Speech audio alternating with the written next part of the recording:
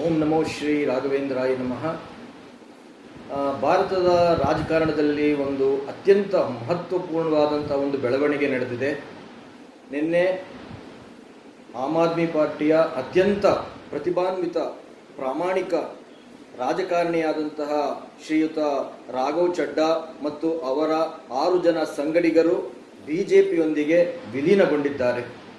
ಅದರಲ್ಲಿ ಕ್ರಿಕೆಟಿಗ ಅತ್ಯಂತ ಪ್ರಖ್ಯಾತಿಯನ್ನು ಪಡೆದಂತಹ ಕ್ರಿಕೆಟಿಗ ಹರ್ಭಜನ್ ಸಿಂಗ್ ಕೂಡ ಒಬ್ಬ ಇದ್ದಾನೆ.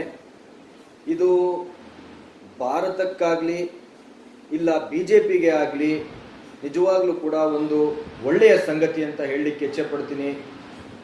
ತುಂಬ ಪ್ರತಿಭೆ ಇದ್ದಂಥ ವ್ಯಕ್ತಿ. ಈ was a right person in the wrong party ಆಗಿದ್ದ. ಇವಾಗ ರೈಟ್ ಪರ್ಸನ್ ರೈಟ್ ಪಾರ್ಟಿನಲ್ಲಿ ಜಾಯಿನ್ ಆಗಿದ್ದಾನೆ. ಅವನಿಗೆ ನಾನು ನನ್ನ ಒಂದು ಫೇಸ್ಬುಕ್ ಮುಖಾಂತರ ಅವರಿಗೆ ನಾನು ಶುಭವನ್ನು ಕೋರುತ್ತೇನೆ.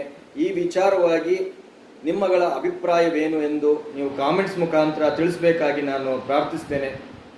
ಜೈ ಶ್ರೀ ರಾಘವೇಂದ್ರ.